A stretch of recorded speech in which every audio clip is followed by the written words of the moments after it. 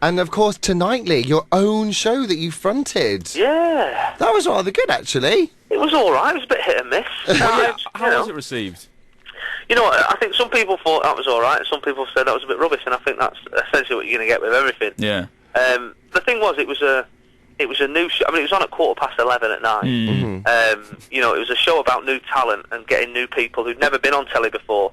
And not even just the people you saw, but the writers and a lot of the producers were brand new, people who'd never done any telly before. So it was a real sort of baptism of fire, and it was a real apprenticeship for a lot of these new people. And even I'm brand new in sort of telly speak. So it was good fun to do, and I did really enjoy it. And it got, I mean, there was no other new show starting at the time, so.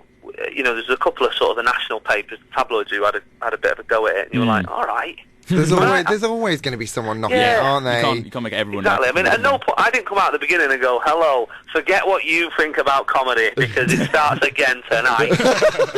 Forget Monty Python's, because this is the new Monty Python. You know, I didn't say any of that. I went, hello everyone, this is brand new. You know, this is brand new comedy, let's have a laugh. But people get angry about comedy. It's a funny thing, like if there's bad drama or bad thrillers or bad horrors or something, people go, oh God. Even with a bad horror, you end up laughing, you know. But with bad comedy, people go, God, I hate that. I hate you. I want you to die. You're like, oh my God, I was only trying to make you laugh. That's the opposite effect I was trying to have on you. Do you know if there'll be any more of the Tonightlies? Well, I've heard they want it to come back in the sort of February time, maybe once a week sort of thing, rather than every night, which would be a bit of pressure off. And hopefully, what would be good is being able to use the sort of creme de la creme of sort of comedy talent and get people on writing and stuff like that, rather than have it all brand new. Just have a little bit of new, you know, and then everyone else on it a bit experienced. I think that'd make a better show. But you know, people in this country sort of, you know, they sort of slag everything off, don't they? I mean, certainly not the man on the street, but who just sits down and watches stuff and enjoys it. But the press, you know, do go for things a bit too much. Well, they're not happy unless they complain about something, really, are they? Well, you just think, no wonder there's going to be nothing new or good on the telly if as soon as it's had one series, you slate it, you know. Yeah. You know, you look at, like, Only Fools and Horses was 4 series in before it, you know, 3 series in before it got successful. Yeah. If they started that today, it wouldn't even make it into a second series, so... And that's the trouble, isn't it? It kind of really relies straight away on its first series. And when you first start something new, you don't really know where it's going. No, exactly. You just think, well, this might be quite funny. People don't write things in thinking it's rubbish. You know, people don't put things on telly thinking this is a bit rubbish, but I'll put it on anyway. They genuinely think this is funny, and if it's not your taste, then it's not your taste. Then turn it off, or you know, we've got Sky now. Yeah, exactly. There's so many channels. Watch something else. You know, go watch the shopping channels. You know, go buy something cheap. It's absolutely bizarre, and we got compared to, like they said, it's not as good as the American Daily Show. We were like, we know. That has been running for 8 years, and has the best of America's talent, you know, writing and performing talent. You know, this is our first series, and we've got brand new people. Yeah. So. Do you reckon you need 2 gorgeous radio DJs from Wales to come along as well and help? I don't know. Do you know any? No, sadly. No, but I'll have a look.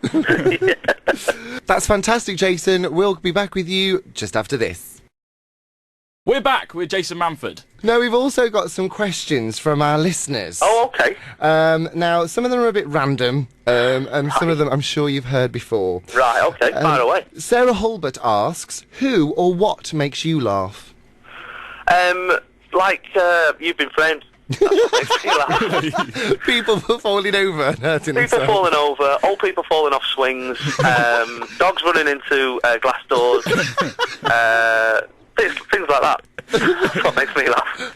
Yeah, I mean, I do laugh. I do laugh a lot. I'm not one of these like depressive comics, you know. But I do find an awful lot funny. And I've like got one night off in November, and I'm going to see Steve Coogan in Manchester, like with me one night off. I can book holiday, but so yeah, I do like an awful lot of stuff. But yeah, certainly I sort of like just daft stuff like that. People falling over. Classic comedy, yeah. Yeah, exactly. Lewis Riley asks, now you've done radio, stand-up, and of course presenting. Which one of those is your favourite medium to work in? I would say, I'd say the stand-up is still my favourite, just because it's so immediate. You know, you're getting the response straight away from the, you know, you can see the whites of their eyes, and you know, people, you can hear the laughter straight away. Radio, as you know, is very personal, and you can sometimes feel like you're sharing a bit of, you know, somebody's. I mean, I did a breakfast show, so I felt like I was sat on the passenger seat on the way to work with them, or, you know, sat at the dinner table while they were doing the breakfast for the kids or whatever. So that can be really personal, but it's just live is just, you know, you're just getting that immediate laughter back, and the telly's great, obviously, because that's the most you get paid. That's where the money is. Yeah. but yeah, it can be a bit sort of disconnected with your audience, really. Laura Jeffs asks, who were your comedy heroes when you were growing up?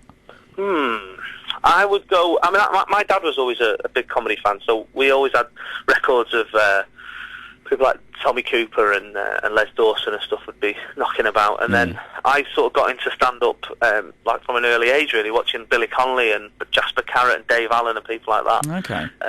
And then I suppose from the newer circuit, I suppose Peter Kay is probably the biggest influence. I saw him when I was working at that comedy club in Manchester, right. and thought he was great, and Johnny Vegas and people like that were always good fun. And then I suppose modern comics, I love working with Jimmy and Sean. They always make me laugh. I sometimes forget I'm on the show and I have to do jokes myself. It's such a good chemistry the three of you seem to have.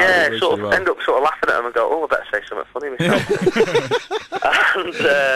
and then I suppose modern comics, I suppose Bill Bailey and people like that really like, and Michael McIntyre, you know Michael? Yeah. Very funny. He's like a posh Peter Kay, I always call him. He's like a posh Peter Kay. I was expecting to come on like garlic ciabatta, you know, and just do a little bit, but he won't do it. Oh.